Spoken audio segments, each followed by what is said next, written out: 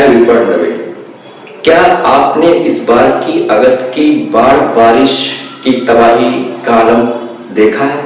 निश्चित रूप से सुना या देखा तो होगा ही होगा।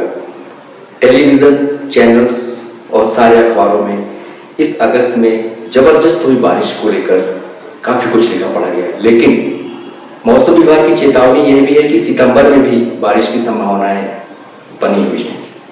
आखिर इसका कारण क्या है, कभी सोचा है?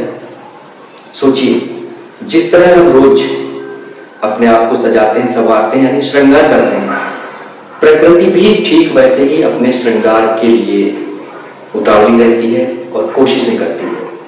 लेकिन हमने प्रकृति के साथ जबरदस्त छेड़छाड़ की है।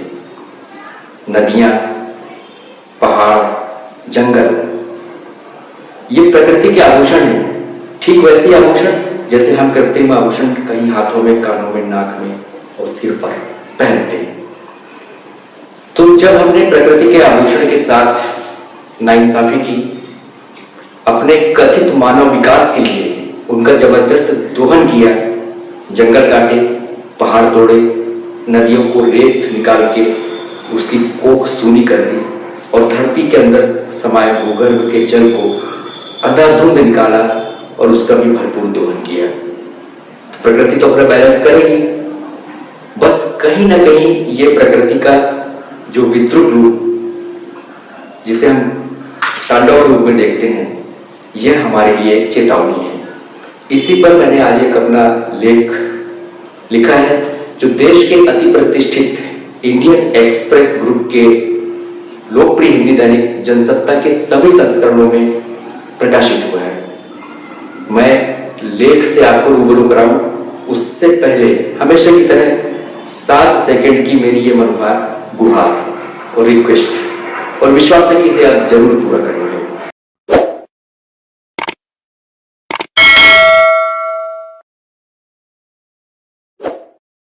तो मैं लेख पर चलूं उसके पहले फिर आपसे अनुरोध करूं कि मेरे इस YouTube चैनल को लाइक, सब्सक्राइब और शेयर कर मुझे आप प्रोत्साहित करेंगे।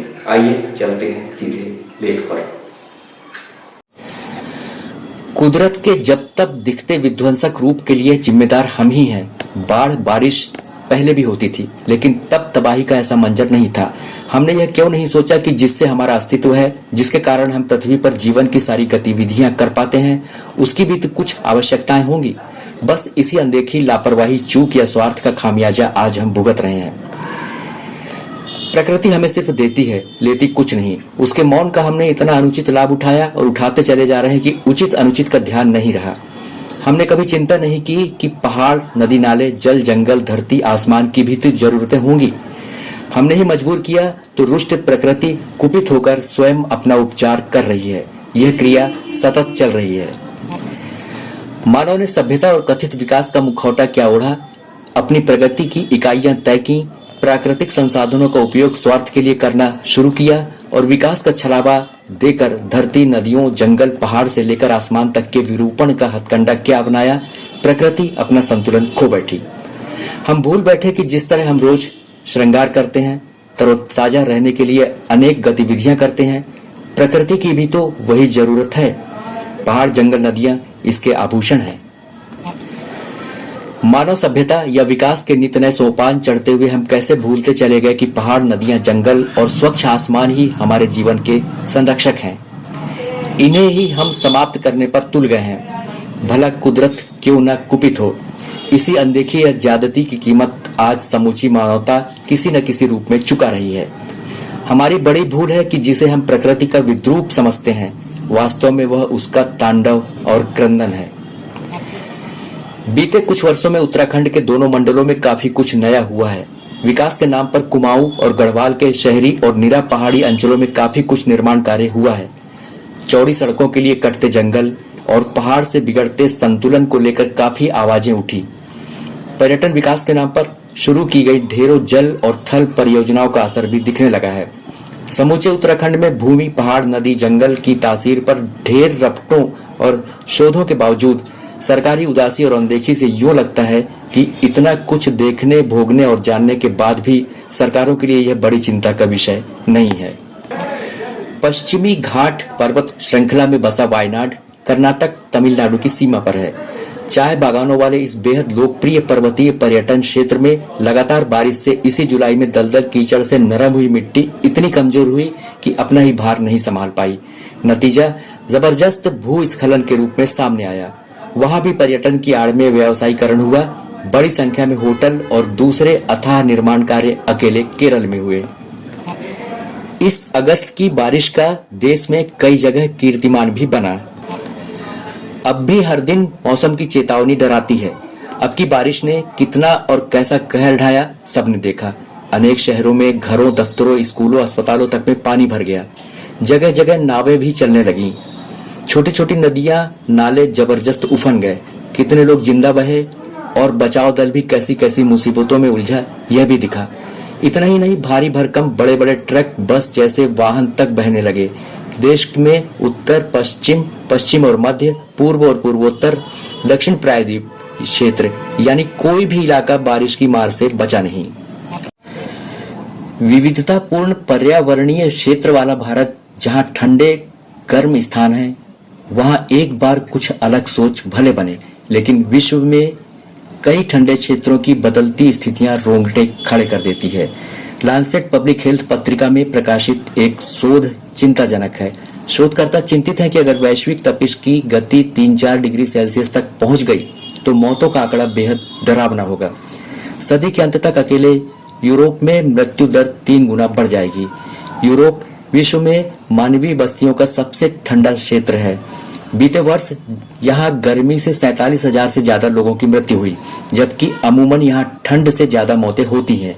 यह जलवायु परिवर्तन के कारण आई नई आफत है। नवंबर 2023 में आई संयुक्त राष्ट्र की रपट और विशेषज्ञों के अनेकों शोधों से सामने आया है कि अगर वर्तमान नीतियों पर ही चलते रहे तो सदी के अंत तक ग्लोबल वार्मिंग की 3 डिग्री सेल्सियस तक ही सीमित किया जा सकेगा, यानी संभावना इससे ज्यादा की है। यह बेहद चिंताजनक है।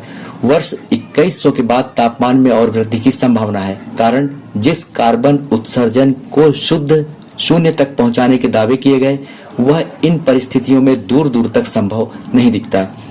कितनी भी उम्मीदें लगा लें, पर पेरिस जलवायु समझौते में लिए गए निर्णय यानी महज 1.5 डिग्री तापमान के लक्ष्य की प्राप्ति करने की संभावना मात्र 14% दिख रही है। वैसे भी 2023 वैज्ञानिक जानकारियों में विश्व का अब तक का सर्वाधिक गर्म वर्ष रहा।